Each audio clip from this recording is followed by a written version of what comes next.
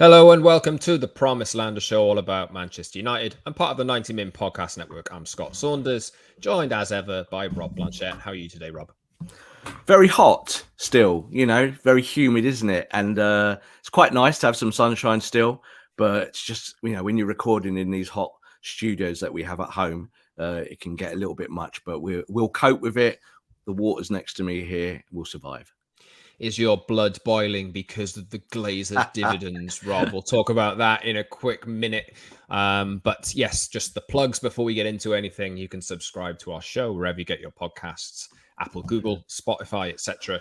And watch us twice a week now on Tuesdays and Fridays on YouTube. So head over to the channel, hit the like button, subscribe, join the community. The link should be in the description of this episode as well if you're listening on an audio platform. And you can follow us on Twitter @_Scott Saunders, @_Rob_B. and at Promise and MU. Today, we'll talk about the dividends. Obviously, £11 million is due to be taken out of the club today as we record this on Friday morning, June 24th. We'll talk about the lack of signings that Man United have made. We're seeing that a lot of fans are starting to get quite frustrated and upset that Liverpool signed Darwin Núñez, Man City signed Erling Haaland, Arsenal signed a midfielder this week and are going for 2 Brazilian forwards at the moment by the looks of it. And United have done nothing apart from release a few players. So obviously we'll talk, I'm sure we'll mention Frenkie de Jong at some point, but we'll also mention one of his former Ajax teammates, Matthijs de Ligt as well, who is rumoured to be leaving Juventus. We'll discuss whether he would be a good fit at United. We'll talk about Cristiano Ronaldo being reportedly unhappy at the lack of signings that we just mentioned. And we'll talk Antony to Chelsea or to United as well, as we reported on 90 Min a few days ago. And we'll talk preseason training because this is the last episode that we will do, Rob, before preseason training starts on Monday for the players who didn't represent their international teams a few weeks ago. So let's start with Dividends Day. Happy Dividends Day, Rob. £11 million due to be taken out of the club today. Obviously, we know that the Glazers have taken, I don't know the exact figure, but a lot of money out of the club since they took over United in 2005. And this aligned with the lack of action on the incomings front and their refusal, in a sense, maybe not refusal, but their lack of activity with bringing in players and spending money on, players and the stadium and all this kind of stuff. The training ground is making United fans frustrated. How are you feeling about that today? Because it's bad timing. As if there's ever good timing, but it is bad timing given United haven't done anything yet. Well, Manchester United are a bad PR machine anyway, and always have been under the Glazers. They don't really hide the reasons why they own Manchester United. The reasons why they own our football club is to cream the top off of the layer of the cake and say, well, that little bit is ours. That goes in our private bank accounts. We can do what we want with that. That's our money for owning the club. And then we'll just operate it as a business. That's what they do. How do I feel about the dividends? Well, of course, I do not agree that they should take dividends out of the club, but I'm also realistic.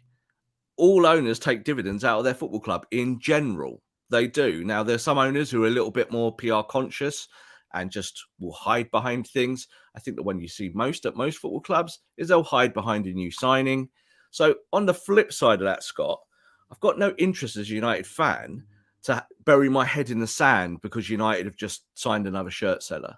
I think it's really important this time around that we got a new manager that, yes, you're going to take your dividend out, but make sure you restructure and reboot this project in the correct manner. So that's how I feel about it. I get why United fans are upset about £11 million leaving the football club, but out of a football club that's worth billions, it's a very small percentage.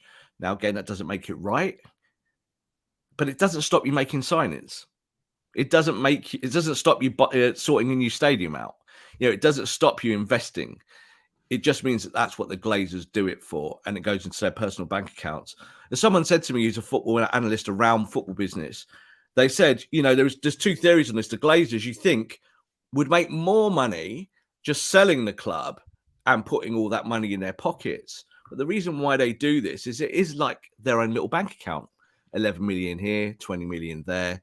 And it bolsters their family, their wealth, their personal wealth. And of course, they've got plenty of other businesses as well. But does it upset me? again, it's a bit like United. To me, it's like problem number 27 on the list at Manchester United under this owners. So no, 11 million today, it will be there, it will be gone. It's not the reason why you haven't got De Jong from Barcelona. It's not the reason why Antony hasn't signed from Ajax yet.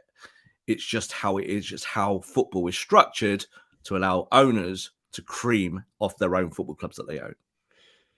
Yeah, I hear you. Gary Neville is among the high-profile figures to come out in criticism of it. He's tweeted on Friday morning with a screen grab of Christian Eriksen choosing between Brentford and Man United. Obviously, that's still the case. I think he's on holiday, as far as I understand it, at the moment, and will make a decision on where he goes soon, whenever he's back. He says that's why dividends have to stop for a period. I think he's called for about a 3-year, amnesty or a 3-year delay for this happening. That's why dividends have to stop for a period. Every penny has to go back into the club until it becomes attractive again. The club has become a graveyard for players culturally. For owners to take money out of a poorly performing business is demoralizing. And Man United Supporters Trust as well have put out a series of tweets this morning. I don't think it's an official statement, but some tweets. Today, the Glazers paid themselves a lion's share of 11 million dividend at the end of one of the worst seasons in living memory. Reward for failure is poor practice in any business and totally unacceptable given the current state of things at United, both on the playing field and in the stadium. United as a club in dire need of investment. To see more money going out of the door to owners while so far this summer seeing nothing invested into new players is little more than an insult. And it does go on as well for a few more tweets after that. But yeah, I do understand the frustration. But like you say, Rob, I mean, yeah, I think United will end up spending a lot of money this summer at some point. It's just when will that end up happening? We all know that Frenkie de Jong is the main target at the moment, and United are haggling with Barcelona over a price. While Barcelona themselves are holding out for, I don't know if you noticed this, but Barcelona holding out themselves for, the highest possible price that they can get for De Jong and will not budge on that. But they're yet doing the same thing to Bayern Munich with Robert Lewandowski, who are holding out for 50 million euros, and they bid it underneath that. So it's just the way football clubs are kind of running. The log jam. It's the log jam. It is, yeah. And I think once one moves, perhaps De Jong, I think once there's an agreement struck there, maybe we'll see a whole host of things move a bit faster. Just on that for a second, Rob, actually, how important is De Jong? How important is this happening, this De Jong deal? And how important is it that he does come in before? Because we talked off air about this, actually. The transfer window closes on September 1st, but how important is it before or for De Jong to get in at the start of his preseason training, which is meant to be on July the 8th after his holiday? Well, ideally, you'd want the player today, wouldn't you? You'd want it done and dusted and say, you start work on this date, mate, and let's go. But football rarely works like that. Even outside of Manchester United, I know people have this idea that at other football clubs, it's just all so smooth and easy and players arrive and come and go and it's just, in and out the door. But I think what's more important, Scott, is that United get these first signings under Ten Hag correct. So he wants De Jong, he wants Antony, get them. I don't care if you get them this week or next week or the day before September the 1st. Get them and for the new manager so he can build what he wants to build. Now, that doesn't go with fan narrative. Fans want to be fluffed all the time about transfers. They want to be excited. It's part of the kind of rigmarole of fandom. But unfortunately, it's just not where we are. Manchester United are a football club whose reputation are in tatters. Just to revisit what you just said there about what Gary Neville said about the Glazers and about dividends and one thing or another. Gary's coming from a standpoint of moralism, of owning a football club. The Glazers don't have morals. What's the point in asking them to be moralistic around their football club and their investment? There is no point. So we have to kind of take it from a different angle because most clubs do have their owners take money out of the football club. It's just how it works. We said that Gary's owned Salford and he's put a lot of money into that football club. But there will come a time that if Salford ever got to the Premier League, where Gary might take a dividend out of that football club. It's just how it works. But I think with the Glazers ownership, what we would demand as Man United fans is that they look after the lifeblood of the club better than they have. That the debt is taken away, that you do build a new stadium, that investment is regular and it occurs not in fits and starts, and you don't sack a manager every 2 years. You know, that's kind of what we're demanding, I think, as fans. Or you say to them, sell the club. That's the other side of it, isn't it? Sell it, but sell it to someone that cares about Manchester United, not some conglomerate from the Middle East or something like that, because I think then you have additional problems. So it's once again, isn't it, the story of Manchester United, Scott, isn't it? It's just, it's a juggling act. And I hope that, like, if we did sign De Jong tomorrow, the United fans suddenly aren't satisfied. Because I think that's a problem, isn't it? A year ago, we signed Ronaldo, and a lot of United fans bought the shirt and shut their mouths. And that's not good enough, because I think we saw how that season turned out. It's easy to do that. It's easy to sign players to shut fans up. And that's not really what we want at United. I don't think I've bought a shirt or any piece of United merchandise since about 2011. So, yeah, I haven't been putting my money in their pockets. Well, the Glazers know when they signed Ronaldo, they saw the shirt sales and they went, this works. This shuts fans up. Look at the sack. Look at you go in the shop at United, and there's literally a tiny bit for all the players, and then rows of Ronaldo. And why is that? Because fans are going in there buying it. So if Ronaldo shuts you up, Ronaldo's on £50 million in 2 years. That's a lot of money for one player on a contract. But they understand that that's how their game works, the Glazers, in terms of commercialism. So I think United fans have to be a bit smarter as well when it comes to this kind of whole, I always call it the ecosystem of like transfers, to make sure that you understand why the football club is operating as it does. Let's talk Ronaldo. There are suggestions in the last few days. There was a link between Ronaldo and Bayern Munich, which has been shot down. That's not going. I don't think that's going to happen. No. It's the least Bayern Munich signing I think I've ever seen in my life. Been ruled out pretty quickly, but there are suggestions that Ronaldo is unhappy with the lack of signings because he is I think he's 38 now. He has obviously joined United last summer with the impression that United would end up challenging for titles, but we all know how that went. The suggestions that he's unhappy at the lack of signings, while other clubs like Manchester City sign Erling Haaland, Liverpool sign Darwin Núñez, Arsenal sign a player. Chelsea will, obviously they've had the ownership stuff hanging over them, so they'll be at business soon, I would think. But they've let Romelu Lukaku go. Any comment to make on that, actually, before we go into the Ronaldo thing? Because United got a lot of stick for selling Romelu Lukaku, didn't they? And it's gone worse for Chelsea somehow. It was a strange signing if your manager's Thomas Tuchel, and there was a feeling that Thomas Tuchel might not have been the Chelsea manager this year going back over time. So there was a theory around Lukaku being for whoever the next manager would be. But then that damn Tuchel, he won a Champions League, didn't he? He kind of kept his job, and Romelu Lukaku was shown that he can't operate in his system, and everyone knew it before it happened. So it's a strange one. Does not surprise me at all. He didn't really want to leave Italy. Like, that was, again, the big line that when he signed for Chelsea and did the whole I'm coming home thing, there was another narrative where he was saying to other people, I'm really at home in Italy and I love it in Milan, and, kind of doing this because the money's on the table and Inter are selling me. And that happens in football. It's a professional business, isn't it? But at the same time, it does not surprise me that he hasn't been able to maybe impose himself on a Chelsea team where he doesn't really fit at all. Chelsea would go out and find players that will fit their system now. And I think taking Lukaku's big wage off the wage bill was essential. Yeah. I mean, a lot of people tipped Chelsea to win the league with Lukaku up front last season. I wasn't one of those. But, it didn't go well. It hasn't gone well. They paid a lot of money for him, have shipped him off on loan now for a relatively small loan fee. And I think, as far as I understand, they'll figure out a transfer fee later, because Chelsea didn't want an option in the deal. Inter didn't want an obligation. So, yeah, weird one, that one.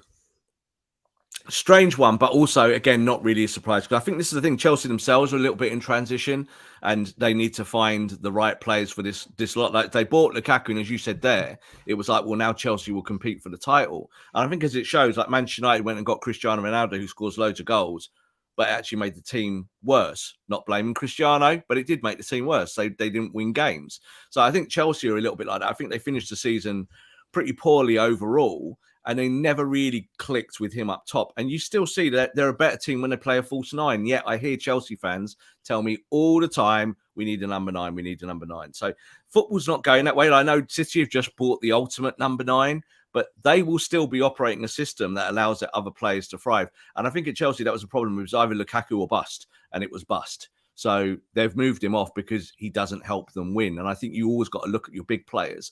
And that's the big question you always ask. Do they help to help us win? If the answer is no, go. Move them on as quick as you can. I definitely shoehorned that bit in as I mentioned Lukaku's name there. Sorry, Rob. We'll get back to the Ronaldo part. Unhappy at the lack of signings is the suggestion. He's been on holiday, though. I'd imagine, yes, obviously, it's Cristiano Ronaldo who wants to end up winning trophies. And the suggestions are that if United don't make signings that he's happy with this summer, that he'd look to leave at the end of the transfer window. Rob, do you believe that to be the case? Do you think that will actually end up coming about? Let's go with that question, actually, to start with. No, the answer is no. Why is the answer no? The answer is no because Manchester United are guaranteed him £25 million in wages this year, which is about £500,000 a week. Who else is going to give him that? No one. Excuse me. So it's basically it's a business deal, isn't it? So Cristiano, like all the United players, central to the cause of where you want to be this season, will want United to make signings. I mean, Luke Shaw being the most kind of vocal in years gone by, he would talk about signings a little bit more progressively and say, we need this position, we need to do this, we need to do that. So there is that at Manchester United, but I really don't think Cristiano's banging on any doors. He knows he's at the club for 12 months. He's going to get paid a load of money. And Cristiano knows that he wants the football club to be about him because he loves all that. That's part of his ego and his ethos. So yes, he wants United to make signings, but he's certainly not going to put in a transfer demand at the end and say, sell me, please, because he's not going to get £25 million from any other football club over a 12-month period. Even PSG have come out, haven't they, this week and said the days of bling are over. And the reason why they've said that is, one, because they haven't won what they want to win with the days of bling, but two, they've paid an extortionate amount of wages to players who are not loyal to their football club. Well, more for you. Manchester United have done exactly the same thing. So this is, I think, where football wants to be more organic and wants to kind of, wants to make stars again rather than buying them. And there's literally no one in the world who would buy Cristiano Ronaldo and give him £25 million this year. The only club that would do that is the one that's doing it right now. And that's his one that he's got. That's why he's not leaving. PSG also do have a case of they have Neymar in tow, and there's been rumors this week of them wanting to sell him, even though his contract will renew for another 2 years on July 1st. If this was United 1 year ago, I mean, I'd be looking at Neymar thinking, oh no. Don't be careful what you say. Be really careful what you say about Neymar. Do not be surprised if United get involved in that somehow. Do not be surprised because, again, it's easy to go and get a star. Like, you can do it, put the wages on the table, construct a really nice commercial deal. You bring him in and it shows your fans that you're serious. But the truth is it doesn't.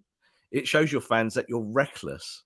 So PSG are shopping in Neymar. They are. But Neymar has been very clear early doors straight away saying, I want to stay. He's on a good deal there. Doesn't want to leave. And he believes that he can still be the superstar at that club, even though there's another superstar, right next to him there and another superstar right next to him there. He still believes that he can help them win Champions League.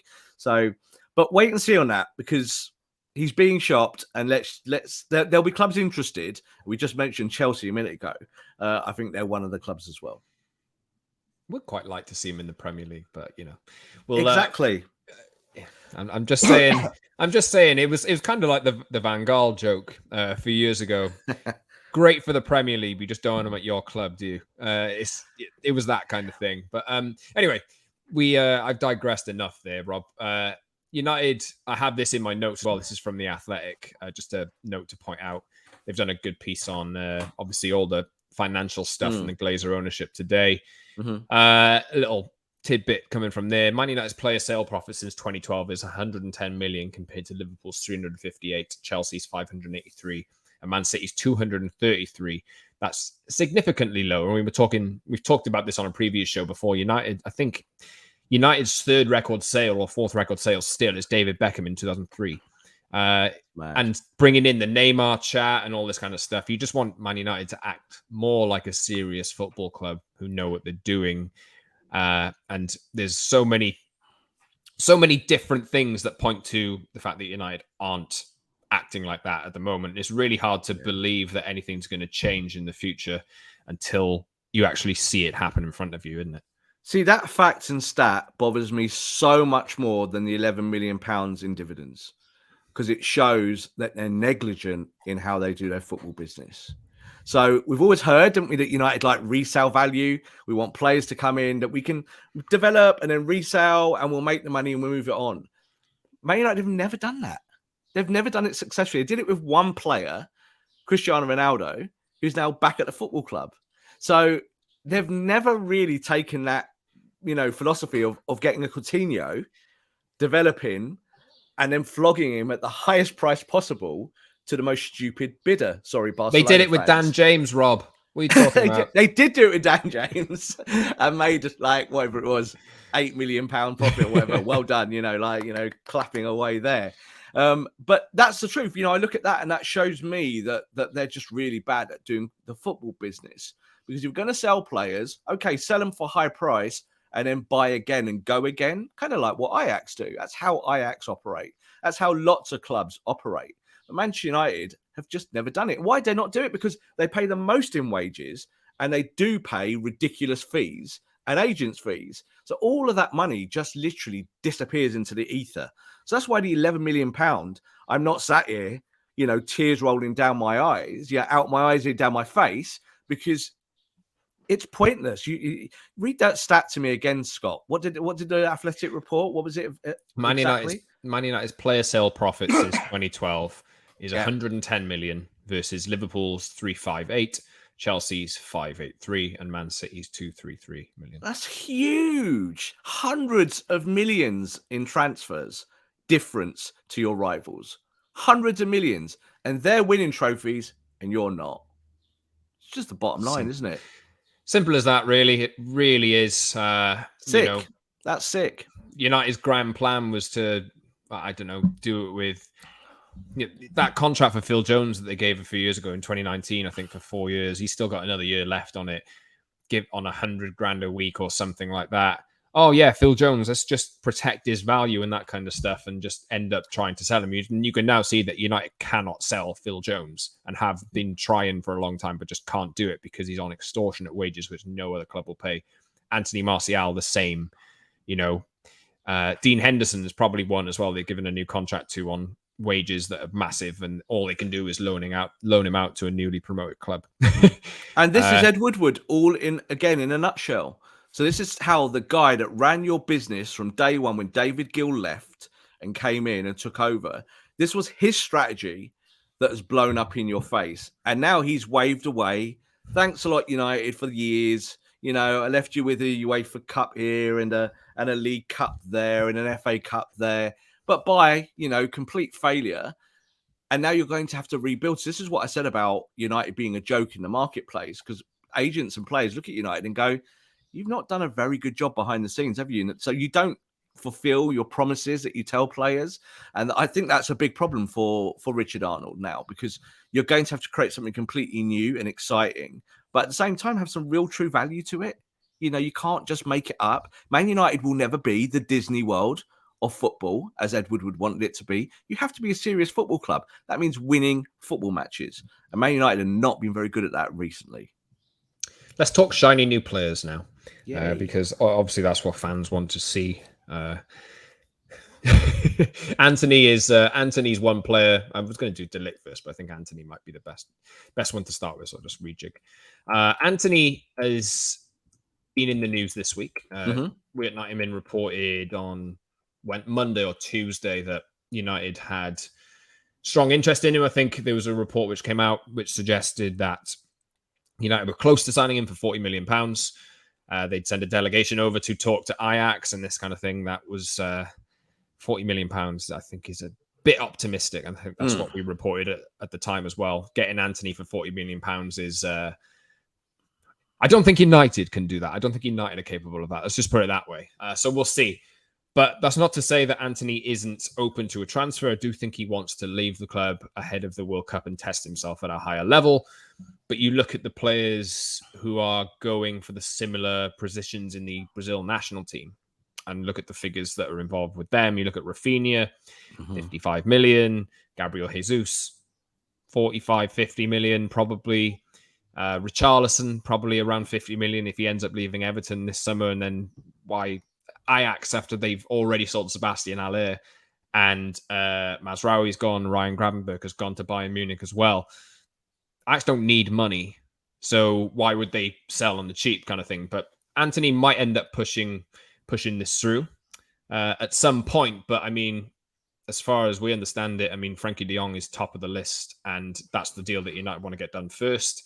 And then Antony may end up following later. But we also did report on Thursday that his representatives were in England a few weeks ago to talk to United and also Chelsea. And that has kind of spread like wildfire over the last day or so. Not to say that Chelsea are seriously in for him. I think Antony may still prefer United and reunite him with Ten Hag. But do you think, are you optimistic on the Antony deal, Rob? Do you think Chelsea could end up getting in the mix here and causing a problem for United? Probably not. I think it's also valid to again, to let fans understand, I think we said this in previous weeks, that Manchester United's business operation operates out of London. So quite often agents end up in London and they talk to several clubs, including Manchester United, because they're all within on a postage stamp near each other, and they'll go and do the business. They'll go and talk about their clients. From what we know, Antony has a big leaning towards Manchester United as it stands. He'd like to have a reunion with Ten Hag. He really likes the manager. He's one of his boys. And that's definitely his preference. But I will insert the Darwin Núñez clause here. And that was that Darwin Núñez, the big thing for him was coming to the Premier League. That was the first bit. So this is why when Man United got involved with that, it was way before Liverpool made their interest known. But what we did know was that the player 100% was coming to England. And I think that's kind of where we stand with Antony and his representatives. So if Manchester United, say, pulled the deal, say they're not interested, then I would not be surprised if Antony does go to a Premier League team and goes for a big price. The 40 million, which was initially kind of mooted and put forward, came from the English side of the story. And that is quite often a thing. So when it comes from our side of the fence, the price is always smaller. It's just the way it works, because that's what Manchester United want to operate around, and that's what they feed their journalists and their contacts. He's never going anywhere for £40 million. Like you just said there, Rafinha, you're talking a team like Leeds that just survived relegation. He's going to go for over 50 million. You know, you're talking about Gabriel Jesus, who's a reserve at Man City, but of course played plenty of games. He's going to go for more than that. So why would you take a hot talent like Antony and take 10, 15, 20 million off him? So Man United want the player. They're going to have to pay for the player. And they are in the lead of that race. You just said there you think De Jong will happen first. I'm not so sure. I think the United have got 3 or 4 players that they would like to sign, and I think the dominoes will just fall as they fall. It's just a case of getting them over the line in a time frame that helps the manager, that helps you around the pre-season start. Do not be surprised if Man United still buying players on transfer deadline day. It will probably happen because that's what United like to own that bit There's of the media. some great value to be had on deadline day, Rob. You sign a player on deadline day. It's the biggest story in the universe. That's what clubs do. They do it for that reason. It's why it's a thing. So do not be surprised if that happens. But I think with the players that we've been talking about and talked about consistently, I think Antony and De Jong, I'm fairly confident. I think United are in the lead in those races. It's just a case of negotiating with their clubs. Barcelona want the best fee possible for their player. Ajax will absolutely want the best fee possible for one of their top talents who's done so well at their football club. And they also both know, Barcelona and Ajax, that Man United are desperate to get business done. So, of course, you're going to wait and push it as far as you can and get the maximum fee. So you talked about De Ligt there. We should talk about him as well. Again, being shocked by his club. And I think this is where it all kind of merges together. Is that when United are looking at positions, you need to assess what's on the market, what's serious, but also what's just kind of more transfer bluster that comes out of countries and out of their nation's media. Just before we do De Ligt in more detail, do you think De Jong will happen? Honestly, I think that both, this sounds like sitting on the fence, but it's just the position that I have. I think both are kind of 50-50, those deals, Antony and De Ligt, simply because there'll be a desire from Manchester United to get the deals done, but those clubs that are selling can just say no. And that's where we are in those deals. So Barcelona was shopping De Jong, and they made it quite clear that they will sell for the right price. I think Ajax will sell again, but for the right price. And nothing comes easily here for Manchester United. So United will at some point have to put offers in that tempt these clubs. And then the deal suddenly gets done. But like you highlighted at the top of the show, players are on holiday at the moment, and that does matter. The next 2 weeks, it's normally a little bit of a funny time. Agents are doing their jobs, clubs are doing their jobs. Players are on the outside looking in a little bit more, directing things from their holiday bed in Marbella on their cell phones, trying to make stuff work, but not actually being involved themselves. So I think it's a wait and see. And I do think it's 50-50. I mean that sincerely. And I think United have got a very good chance of getting their targets, because eventually United will have to roll the red carpet out to these agents. And once you do that, then things move a little bit quicker because the agents are involved and they start conducting the band. Yeah, obviously we've talked midfielders there. We've talked Antony, who's a wide forward, plays on the right-hand side, cutting in with his left. United would I think they'd probably like another midfielder as well if they do get De Jong. Obviously they're linked with Christian Eriksen too. Do they need a more all-action midfielder too? We'll wait and see. But obviously United are looking at defenders as well. A name linked this week is the lad from Feyenoord, Tyrell Malacia. Not going to talk about him today in too much depth, but a Dutch teammate of his, Matthijs de Ligt, reports from Italy suggesting overnight that he is on his way out of Juventus. He has a release clause, I think, active or becoming active at some point, but the chat is around a fee of 68 million might be enough for Juventus to do business there. United have been looking at, or they want a centre half, but as we mentioned on the show earlier this week, there are 3 defenders in there, perhaps 4 that United would like to sell. I mean, Victor Lindelof will go for the right offer, I'm sure of it. Eric Bailly is on the market at the moment. Axel Tuanzebe is on the market for the right offer, and Phil Jones we've already mentioned as well. De Ligt has been a target of United's before, and obviously with Erik ten Hag, former Ajax coach, now installed as United manager, and the absolute slew of Ajax players or Dutch players or former Ajax players that have been linked with United. This one is inevitably going to come up, isn't it? It's Chelsea Chelsea are looking for maybe 2 centre halves this year. So they're the ones that have been installed as, the name to go alongside this story. But I think United will get involved in this, whether they want to or not, with media reporting over the next few weeks. So would this make a good fit? Because he's not blessed with pace, is he? He's a really bad fit. I think he's a really good player. I do like him. I really like him. And again, it's about all the moving pieces, about what do you do, like you've just said there about these outgoing centre-backs. There's no doubt, I think a chunk of them will be moved on, because I think you've got to get them off your wage bill again. But I think when you look at De Ligt, what do we know about this deal at the moment? Well, Chelsea have been approached by Juventus and intermediates that they would be willing to sell for the right price. Again, this is a slow one because it's about Juventus getting the money that they want. They've obviously made a huge investment in De Ligt originally. He does have a release clause, which is completely unrealistic. I think it's around 120 million euros. That isn't going to happen. That's not a thing. But if De Ligt does want to leave Juventus, or De Ligt does want to come to the Premier League, someone's going to have to pay a lot of money for him. Now, do I think that will be Manchester United? The truth is, no. I don't think that I think when you can get Pau Torres for a reduced fee and he will fit your system a little bit better, great, you're probably more likely to go for him. But even we said off air, and we've said it, behind the scenes, the Pau Torres thing has gone relatively quiet.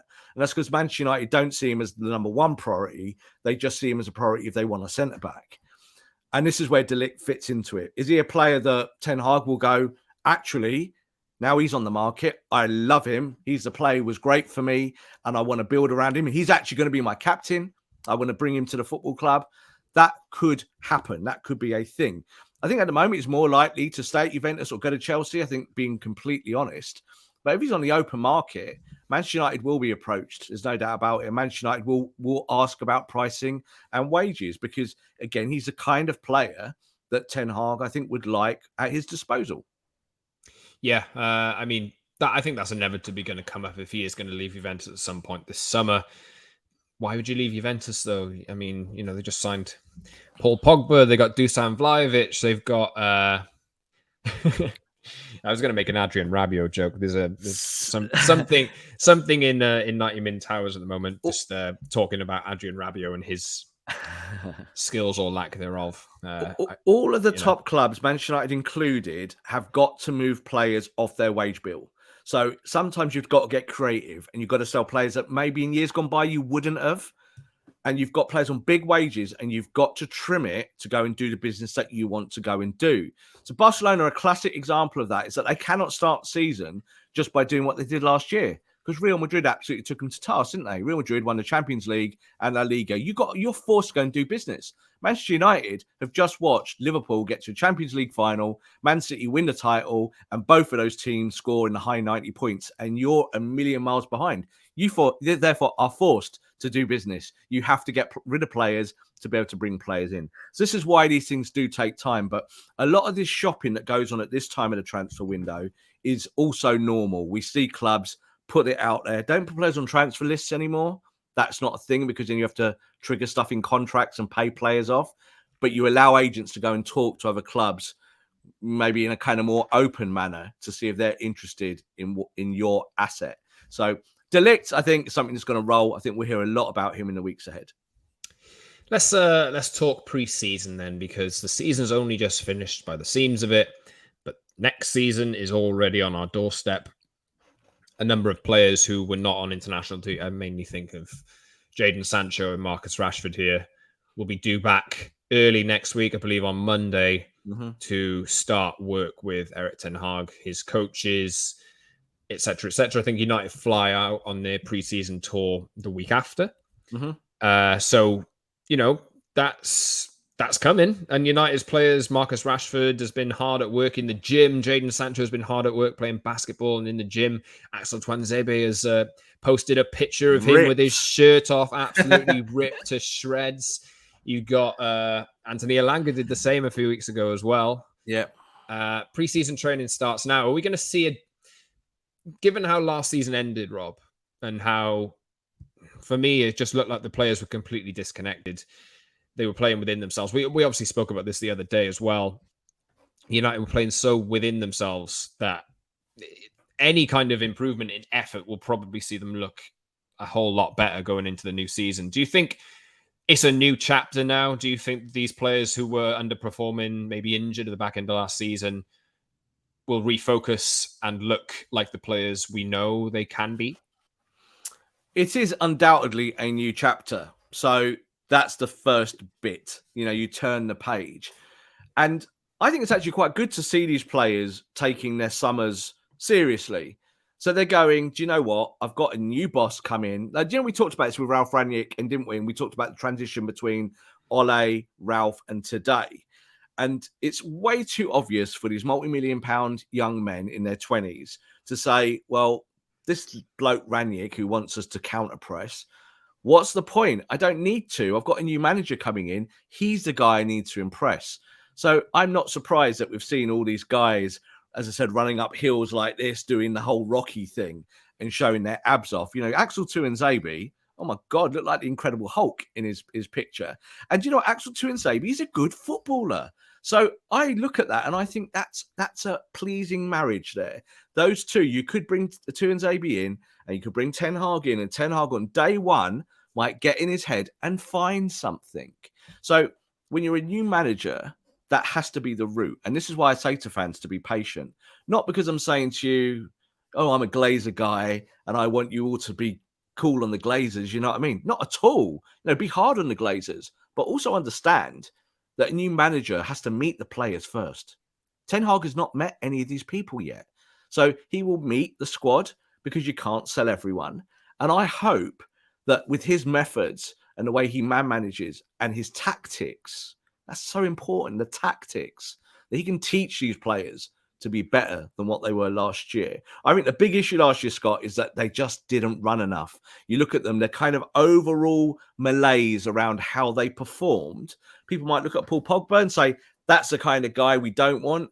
But when you look at the rest of them, they were all worse, I think, than a Pogba or anyone like that. At least Pogba is a languid style. But when you look at other players who should be running more and they weren't, you've got to question why. And I think that's a lot to do with the whole Rangnick issue. This is why Rangnick's no longer involved at the football club as well, is that this is a new chapter. And I think that now you have to say to Ten Hag, go and work with these guys. Get them running, get them fit, get them prepared. And as I said yesterday, actually, I will judge it on day one of the season. That's when I'm not going to judge it in a window. I'm not going to judge it in pre-season. On day one, when I watch United, that's when I'll either get really excited by it, what I can see, or I'll be like, those 6 players all look very samey. That doesn't mean that he can solve it on day one, but you just want to start seeing those kind of green shoots of recovery, don't you? Yeah. 2 questions I have for you, Rob. Okay. Could you pick a couple of players that you have a gut feeling will be different and look a lot better than they did last season under Erik ten Hag? And secondly, how long do you give it until we get leaks about players being dissatisfied at training methods?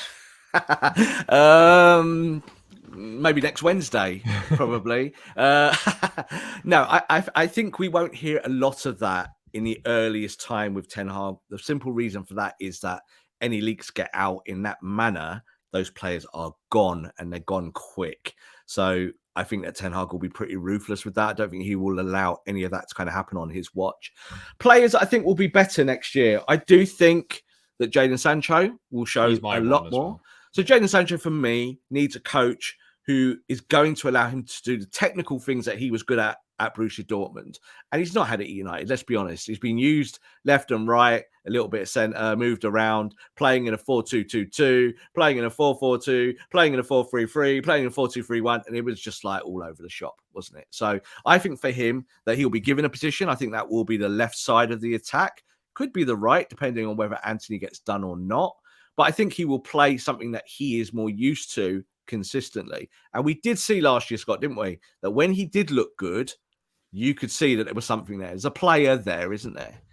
I think the other player that I'm looking towards next season is Marcus Rashford. Now, I know we just kind of mentioned him before. Marcus has to be much better than he was last year. That's undoubted. But again, I do think that he needs a coach that understands him and helps him be the player that he can be. We've seen in the past that he can return metrics of goals and assists. He's never going to be Mbappe, right? So let's put that out there straight away. Fans look at him to be an elite level striker or completely garbage. And he's neither. He's somewhere in the middle going towards being a very good player when he can be. It's a World Cup year. He needs to be good this year to get in that England squad. I get the feeling he's ready to perform. But those are the 2 for me. And I really hope the other one is one of those defenders, because I think you look at the back 4 and what they did last year in Ole's last season, and they did well. So you're looking at one of those guys to step up immediately. Luke Shaw, Varane, you hope. You even hope to an extent Harry Maguire can show that he is a true ball carrying centre-back rather than being just a very slow, poor footballer. So those 3 or 4 for me are like the existing bunch, and they're the players that will get their chances in the earliest weeks under Ten Hag. Yeah, controversial one, Harry Maguire. I mean, I saw some media did a Vox Pop video a few weeks ago about should United sell Harry Maguire, and like all of the answers were yes, get him out, get him out.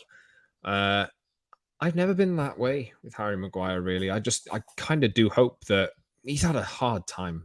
I do kind of hope that he might lose the captaincy. He might. And I think if I was to guess, I think he probably will. But that might help him out. I mean, I would like to see Maguire just get a bit of confidence back, because we know his deficiencies, obviously, but we haven't even seen a lot of his positives and why United did end up spending that much money on him, because they must have saw something. Well, there's two things about it. When you look at, we just talked a lot, haven't we, about players where clubs are creating a market for the player. So if Manchester United wanted to sell Harry Maguire and create a market for him, they're not going to get anything either like his value or what they paid for him. So you go back to Leicester and you say, do you want this guy back? And they go, yeah, we do. We'll give you 32 million. Man United go, oh, right. Okay. You go and bang on someone else's door and they go, no, we'll give you 35 million. United going, oh my God, we don't like this market. And I think that's where you are with him. The other side of this is that we know that the new manager, likes Harry Maguire, who's been very complimentary about him and says that he thinks he's actually a really good player and wants to find out why he had a bad season. Because I think this is what Ten Hag is doing. There's going to be a lot of this root and branch with players and say, okay, you were good. You were a world record defender not so long ago. You took England with you. There's been a major part to Euro finals. You helped United get to European final. Why did it go so bad last year? And do you know what? There might be reasons that we don't know. So this is where you leave it. That's where you have to get Ten Hag to go and do his thing. And I actually think it's better management to go and find those things out first before you just flog players. Yeah, you could say Phil Jones might not help you. And if you pay him off or you let him go on a free, you might be able to move him on. But do you want to do that with all of the squad? Yes, I know fans do want to do that. You'll have a poll and 92% will say sell him. But you can't just sell him for nothing. You can't do it. And I think that Rafael Varane was every bit as guilty as Harry Maguire last year at centre-back for United being bad. I really do. I think that so many United players had a problem last year for whatever reason, injuries or bad form or whatnot. So many of them. You know, is Luke Shaw suddenly a bad left-back? Well, the year before that, he was the best left-back in the world. And last year he wasn't because he had 4 injuries. So what do you do? Sell him? No, it's silly. So you have to have a level of patience at this point of the build, Scott, and then you can kind of start moving forward. That's why I say that September 1st is really important. I think United will do more business once the manager has seen some players and spoken to them. You know, Antony Martial, classic one. You might talk to Martial and go, actually, you're my guy. I like you. You could be my centre forward. I could turn you into something. Man United fans don't think that, but the manager might. I mean, a few years ago, everybody would have picked Antony Martial over Sebastian Haller, 3 years ago. 1,000 times over. Everybody. 1,000 times over. Women have gone, well, that guy's talented and that guy's a donkey. Now you've got Haller on the market and they're going to get a good price for Haller. Do you know what I mean? So Haller might be, again, a player that comes into United's sphere or a player that is gettable. I don't know where the deal with Dortmund is at the moment. I think that's done. I think it looks done and it looks like a decent price. But again, he's a player that is like unfashionable, and football fans hate unfashionable footballers. They want to feel connected to someone who's on the rise, don't they? So there's so much wait and see here with Manchester United, because United will start spending money, but I'm just so focused, Scott, on it being the right players. Please don't give us 8 duds. Do not give us 8 Alex Tellerses. I keep using him as an example. It is no good getting someone for 11, 12, 13 million because they're really good at crossing the ball and they got 20 assists in a poor league. Sorry, Portuguese football fans. That's just how it is. You've got to make sure that the people coming in now are going to help you win from day one, but also develop your project over 2 or 3 years. You stole my line. I was going to say there's a lot of players in there that we think could maybe do better. Alex Tellez, though, no. I'd like to see Tuanzebe and Mengi are still players, 2 players that I look at and I think it's like a dream scenario, but I still look at them and think you could be United starting centre-backs one day. Now, I know that there isn't really proof in the pudding for me saying that, but I look at their skill set and what they do and their natural leadership, and I look at them and I think, yeah. But again, this is up to the manager to make it work, isn't it? I loved, Angel Gomez, and people were like, why? And then he left the football club. So there's going to be players, I think, that do show in the next few weeks, especially over pre-season, that maybe they have more value than Manchester United fans believe they do. Tuanzebe turns 25 in November. Exactly. It's now or never for him. I just a final one as well. I do kind of hope that Ten Hag finds a way to use Fred effectively to his best. You know, I think United will sign some midfielders, but I think Fred will get a bit of a look in this season as well. So I think Fred will. I think Fred and McTominay will. Like McTominay's been given a new contract. McTominay again, one of these players that is liked by the new manager. And let's be honest, even though he's disliked by United fans as a whole, I think fans do understand that he cares about the club, loves the club, and kind of gives his all. Again, he needs a player that needs direction. So I think, again, with McFred, I think we'll see plenty of them next season, which will absolutely infuriate lots of United fans. But I do think the rotation just needs to be a bit smarter. You just need to have your top level players actually playing at a better level than they were 12 months ago. Yes, indeed. We'll see United return to preseason training early next week. I believe it's on Monday. So you can expect that the club's social channels will absolutely plaster us with pictures and videos of players meeting up, hugging each other or jumping on each other on the training ground, spraying each other with a hose pipe. I won the five-a-side today. Yay. Yeah. Oh, five-a-side. How can I forget the five-a-side pictures? It's terrible, that. What a great bunch of stuff to look forward to, United fans. Do you know, I am positive. I will leave it on a positive. I'm positive that this manager will come in and fix a lot of this stuff.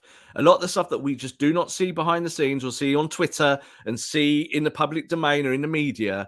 He will be a strong coach and a strong figure, and he will get investment from the board. The board will buy players that he wants. It's just that you might have to wait a little bit longer for it. But I have faith in Ten Hag. I do. You know, I think that he's the right character at the right time for a club that's been flailing for so many years. It's very easy to be negative, especially at the back end of last season. Obviously, with the dividends coming out today, we know that there's a lot of negative sentiment around United at the moment. But if you're going to enjoy football, you got to be positive about it. So I'm going to try myself to get back into that mindset. I do think that Ten Hag will end up succeeding. That's just, I don't know, that's my Man United hat on. But I feel like they were so bad at the back end of last season. So bad. They were so bad at the back end of last season that it can't get any worse, and any improvement will be obvious straight away. Fingers crossed, if the day comes that the Glazers want to sell, I pray United get the right set of owners to come in and do the job, whoever that might be. You know, not kind of making assertions here. But that's not a reality we live in today, is it? The reality is that preseason's about to kick off, and we have to have some investment in the actual football and the process and the new project. So that's kind of where I am. And I'm definitely positive about those things. I'm positive that these guys that were really bad last year can be better. And you know what? If they're not better, I also have faith that Ten Hag will show them the door. Yes, indeed. You can subscribe to our show wherever you get your podcasts, on Apple, Google, Spotify, etc., and watch us twice a week on Tuesdays and Fridays as well on YouTube. So head over to the channel, hit the like button, subscribe, join the community, leave a comment as well. We saw the comments the other day saying we should go live at some point. Maybe we will in the next few weeks. Thank you very much for that. Get in touch with us. The link should be in the description of this episode as well if you're listening on an audio platform. And you can follow us on Twitter @_Scott Saunders, @_Rob_B, and @Promise and MU. Thank you very much for listening today. We'll see you on Tuesday. See you soon.